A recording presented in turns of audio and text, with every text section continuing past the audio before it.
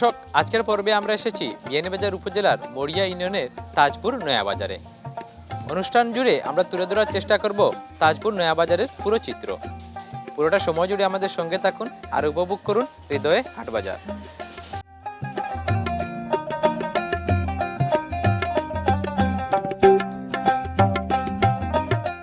বিয়ানীবাজার ও বড়লেখা উপজেলাকে পৃথক করে বয়ে গেছে সোনাই নদী।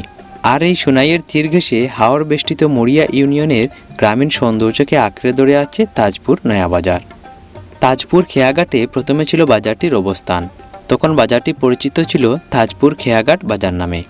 নদীকে কেন্দ্র করে গড়ে ওঠা বাজারটি নদী ভাঙনের কবলে পড়ে হারিয়েছে তার আগের অস্তিত্ব। লোকমুখে শোনা যায় পাকিস্তান শাসনামলে বাজারটি এখানে প্রতিষ্ঠিত হয়েছিল। আমরা ধর্মর খালো হয়েছে এর আগে অনেক প্রাইমারি স্কুল আছিল আর ওখানে রুচিল আহিনো বাজার হয়েছিল, বড় বাজার, বড় বড় আম গাছ আছিল, বড় বড় বড়ের গাছ আছিল আমরা দোকানত। কিন্তু এ বাকি এলাই হইতে পারতাম গাঙ্গে ভাঙ্গি ভাঙ্গি আমরা বরবাদ করে দিয়েছি। আগর পুরানা আকারে পাকিস্তান পিরিয়ড আমরা তখন ছোটো আসলাম, তখন থেকে গাঙ্গর পাড়া নদীর পাড়া খেয়াঘাট বাজারটা শুরু হয়েছিল।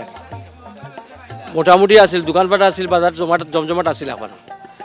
আরও কিছু দোকানপাট ভাঙ্গিয়া গেছে, কি নদী ভাঙ্গিয়া নিছে, কি নদী ভাঙ্গানোর কারণে আস্তে আস্তে মানুষ অন্য কিছু দোকানপাট দুইটা একটা খরচ করার পরে আস্তে আস্তে মানুষ ওদিকে আইয়া পরে রুশ হয়ে গেছে, ওদিকে পরে এখান বন্ধ হয়ে গেছে, গিয়ে সেখানে চালু হয়ে গেছে। প্রথমে তাজপুর খেয়াঘাট বাজার আছিল প্রায় পাকিস্তান জমানা থেকে। এই তাজপুর খেয়াঘাট বাজার মূলত ওইল গিয়া নদী ভাঙ্গনের কারণে আর ফ্লাডের সময় দেখা যায় যে দোকানপাটের ভিতরে পানি ঢুকি যায়, মানুষের চলাচল খুবই সমস্যা হয় এবং কিছু অস্থায়ী বাজার আছে যেগুলা শাক সবজি তরি তরকারি এগুলা সাধারণ মানুষের ক্রয় বিক্রয় করতে সমস্যা হয়। সমস্যা হওয়ার কারণে এগুলো তাজপুর আমরা নতুন বাজারও কিছু মানুষে ইয়া দেখা যায় যে সবজি মাছ টাছ এগুলা লইয়া উঠছে। পরবর্তীতে দেখা যায় আস্তে আস্তে মানুষ জড়ো হইয়া বাজারটায় পরিণত হয়েছে। আগে আছিল নদীর সাইডে, কিন্তু পানি খাঞ্চি করিয়ালে দোকানপাট যা হইতো পানি খাঞ্চি উঠি যাইতো, এর বাদে মানুষের গণবসতি এক অন্যর বাজার করতে অসুবিধা হইতো। আর ও অসুবিধার কারণে এসে আমরা চাইলাম যে ফরাগত যাই গান জায়গাও উঁচাও আর ফরাগত আইসি, আল্লাহ দিলে এখন আমরা যেন আছি বালাও আছি। তখনকার সময় এখানে বাজার হতো সপ্তাহের সোমবার ও শুক্রবার। বাজার বাড়ি নৌকা যুগে শত শত ক্রেতা বিক্রেতার সমাগম ঘটত। ঘাটে বাঁধা থাকত শত শত নৌকা। আশেপাশের এলাকা সহ পার্শ্ববর্তী বড়লেখা উপজেলার মানুষজনও আসতেন বাজার করতে। যে কোনো বাড়ির দেখা যায় কাঠল লেচু আম, কিন্তু সেই সময় এটা আসিল না। ও যে বাজার ভাঙ্গিয়া গেছে গিয়া বন্ধ হয়ে গেছে, কেন ওই যে 2 মাস যাইব, এই 2 মাস খালি কাঠল আর আম নাও বড়ি বড়ি আইব, জলডুবি লেচু আইতো, আনারস আইতো, আমরা হন্তে আনিয়া খাইতাম। ও হইলো আমরা সিটি আছিল বাজার নাই, নাওয়াইন দিয়া বুঝাই বুঝাই করে আনিয়া তুলিয়া বাদে আমরা দিয়ে করছি। ধানের গল্লি বইতো, মাছের গল্লি, বড় বড় মাছের গল্লি নাছিল, 2 গল্লি। এরপরে দোকানপাট বইতো গিয়া বাদে উঠিয়া আইতো। খেয়াঘাটে এখনো রয়েছে পরিত্যক্ত দোকানকুটা, যা জানান দে একটা সময় কতটা জমজমাট ছিল এ বাজার। এখনও সেখানে রয়েছে একটি হাফিজিয়া মাদ্রাসা ও একটি মসজিদ, তবে সেগুলো রয়েছে নদী ভাঙ্গনের চরম ঝুঁকিতে। বর্তমান স্থানে বাজারটির বয়স 10 থেকে 15 বছর। শুরুতে এখানে একটি মাত্র দোকান ছিল, সেখান থেকে আস্তে আস্তে বৃদ্ধি পেয়ে বর্তমানে প্রায় শতাধিক ব্যবসা প্রতিষ্ঠান গড়ে উঠেছে। মাসে কইনারি যে মাছ ফান যে কেন বাজারও কেন পরে মাছ ফান সরা আইলো আর পরে মানুষেরাও দিকে ঢুকে লাগে। এমনকি বড়লেখা নদীর ওপারে, সোনাই নদীর ওপারে দক্ষিণ পার যে বড়লেখা থানা বাটাউসি গ্রাম ভবানীপুর, এখানের মানুষও আইনি কেন বাজার কেন। আবার তো 10-12 বছর হইলাম, প্রায় 8-10 বছর থেকেও এই বাজার চলে মোটামুটি। এখন দেখা যায় প্রায় 5 বছর থেকে খুবই জমজমাট চলে। জানা যায় এখানে একটি ক্লাব ছিল। সেই ক্লাবকে কেন্দ্র করে একসময় বাজারটি ক্লাব বাজার নামে পরিচিত ছিল। পরবর্তীতে গ্রামের লোকজন ক্লাব বাজার নাম পরিবর্তন করে গ্রামের নাম অনুসারে বাজারটির নামকরণ করেন তাজপুর নয়াবাজার। যুবকল বইয়া অন্য অন্য খেলাধুলাতে গিয়া খেলাব অন্য একটা শুরু করলাম, মনে করো 5 টাকা 10 টাকা করে খেলাব এটা বানাইলাম। খেলাব বানানির পরে আমরা এসে ওখান থেকে লাই খেলাব নাম লাগি গেল, লাগার পরে এবলা এখন ক্লাব বাজার। আমরা আসলে ক্লাব বাজার নাই, ক্লাব বিভিন্ন ধরনের মানুষের বিভিন্নতা অনুভব করিয়া নিতে পারে, এখানে আমরা ক্লাব বাজার মনে করো ওখানেও হয়ে যায়। আমরা এবলা বাজার নয়াবাজার তাজপুর নয়াবাজার সবেও চিনে নাম কইলে এখানে। সপ্তাহের প্রতিদিন বাজার বসে এখানে। প্রতিদিন প্রায় শতাধিক ক্রেতা বিক্রেতা আসেন বাজারে। নিত্য প্রয়োজনীয় প্রায় সব কিছুই পাওয়া যায় বাজারটিতে। হাওর বেষ্টিত অঞ্চলের বাজার হওয়ায় মাছের জন্য বেশ প্রসিদ্ধ এই বাজারটি। স্থানীয় নদীকালে মাছ কিনতে দূর দূরান্ত থেকে আসেন মানুষজন। তাছাড়া স্থানীয় শাকসবজি ও কৃষকের ফলানো নানা পণ্য ওঠে বাজারে।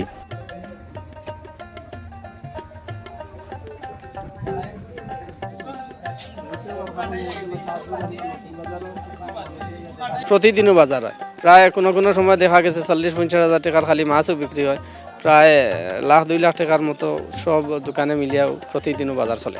নিত্য প্রয়োজনীয় জিনিস সব সময় পাওয়া যায়, ঔষধপত্র পাওয়া যায়, বুঝছেন। একমাত্র বিয়া শাদির খাবার চোপড় লাগে না, বিয়ে যাওয়া লাগে না, সব কিছু পাওয়া যায়। বড় ধরনের জিনিস কোনো কিছু যদি মনে করো হসপিটাল যাওয়া পড়ে তাহলে তো হসপিটালের কোনো সুযোগ নেই, আমরা বিয়ানি বাজারও যাইতে হইব। আর ঔষধ স্বাভাবিক মনে করো ঔষধ যে কোনোটা তাহলে আমরা কিন্তু 2টা ফার্মেসি আছে, চালাইয়া যাইতে পারবা, কোনো সমস্যা না। অন্যান্য বাজার থেকে অনেক সস্তা, যেগুলা আমরা পানির সময় ফ্লাডের সময় দেখা যায় যে অনেক মাছ হয়, অন্যান্য বাজার থেকে অনেক সস্তা এবং প্রচুর পরিমাণে পাওয়া যায়। দূর দূরান্ত মানুষ প্রায় 2 কিলোমিটার দূরান্ত অবস্থা থেকে মানুষ অবস্থান করে। সেও আইলে আশা করা যায় ঘুরিয়া যাইতো না কোনো জিনিসের লাগে, সব জিনিস দরকারি যে কোনো জিনিস আইলে পাইব।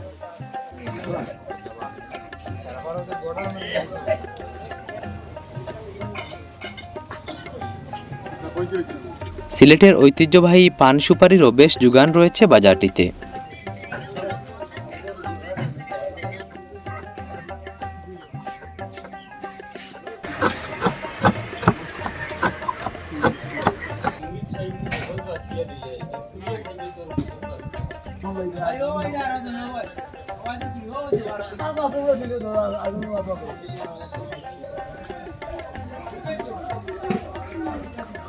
বাজারে ভুসিমাল, মুদি দোকান, ইলেকট্রনিক্স, ফার্মেসি, ফার্নিচার, হোটেল সহ রয়েছে বেশ কিছু মুখরোচক খাবারের দোকান।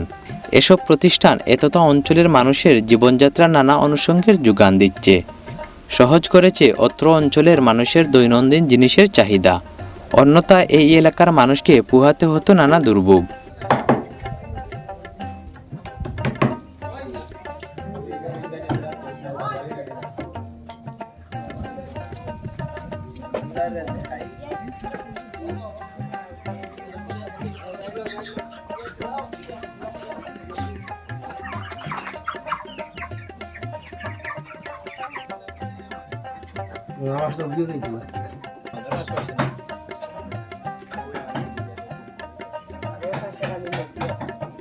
সারাবার যাইতে হইলে 2 মাইল, বেনিনা যাইতে হইলে লাগবো 4 মাইল, সাবাসপুর যাইতে হইলে গাংবাড়ি দিতে হইব, দিয়াতেও যাইতে হইব। এই বাজারটা যদি আমরা না হইতো তাহলে সারাফার বাজার যাওয়া লাগতো, বিয়ানি বাজার যাওয়া লাগতো, সাবাসপুর যাওয়া লাগতো, অনেক কষ্ট হইতো মানুষের। আমরা গ্রামের প্রতিটা মানুষ এই বাজারটা পাইয়া খুবই সন্তুষ্ট, কারণ হইল কি আমরা যে কোনো জিনিসপত্র একবারে সহজে পাইলাম।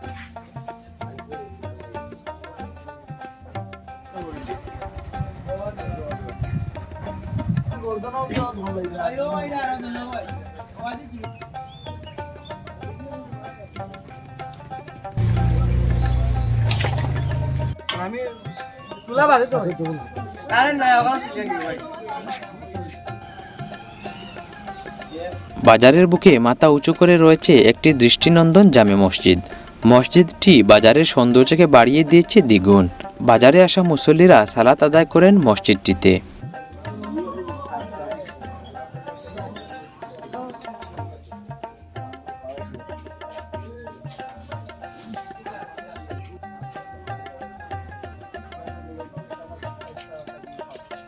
সময়ের সাথে তাল মিলিয়ে বাজারটিও দিন দিন হয়ে উঠছে আরও জমজমাট। সন্ধ্যা নামলে এলাকার মানুষের কর্মব্যস্ততা বাড়ে বাজারটিকে ঘিরে।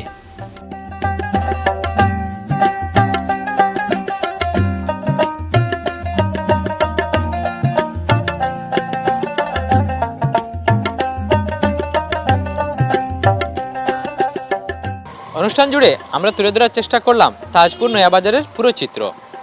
আজকের মতো বিদায় নিচ্ছি, দেখা হবে অন্য একটি পর্বে, অন্য একটি বাজারে। ততক্ষণ সবাই ভালো থাকুন, সুস্থ থাকুন, এসআরআই টিভির সঙ্গে থাকুন।